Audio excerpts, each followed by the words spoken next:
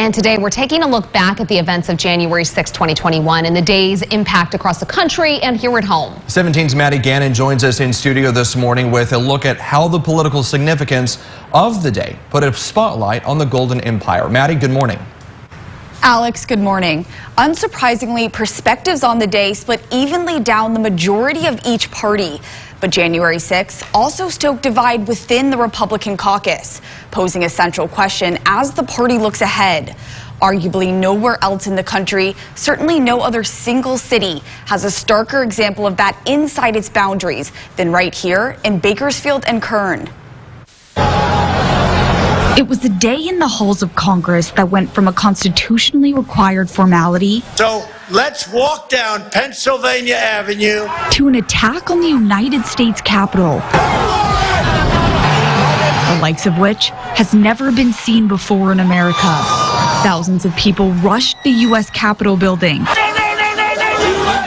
breaking windows, assaulting police officers, and delaying the certification of the 2020 election results. Last week's violent attack on the Capitol was undemocratic, un-American, and criminal. A week later, the House Minority Leader from Bakersfield, Kevin McCarthy, denounced what happened that day, saying the former president and his close ally bore responsibility. He should have immediately denounced the mob. But then came the former president's second impeachment trial. There must be truth and accountability. and if you don't fight like hell, you're not going to have a country anymore. This time for his role on January 6th. That was the vote that split Kern's two congressmen. A vote to impeach will further fan the flames of partisan division.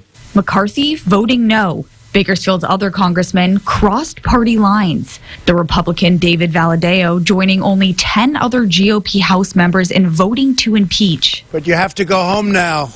We have to have peace. It was a vote indicative of the crossroads in which the Republican caucus finds itself.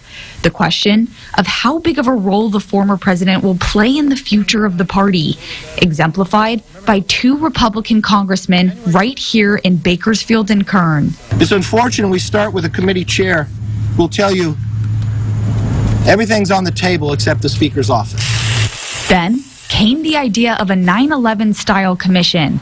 The vote again, dividing Kern's two men in Washington. McCarthy voting no again. Valadao was a yes, saying it was needed to remove politics from the issue.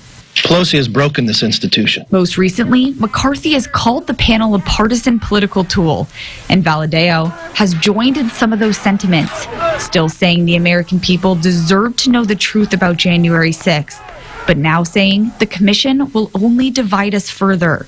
We have to enforce the laws regardless of the politics, regardless of what the crime was. That's what Congress should be spending time on, in my opinion, and I believe both those congressmen would agree. As the nation marks a year since January 6th, the question of which direction the GOP will head going forward still remains. It's one of the biggest narratives driving American politics, and it's all playing out in Kern, a conservative-leaning county and one of the bluest states in the nation. McCarthy himself could be called to speak in front of the commission for a phone call he had with Trump as the attack was unfolding. Valadao and McCarthy's teams declined to comment for the story.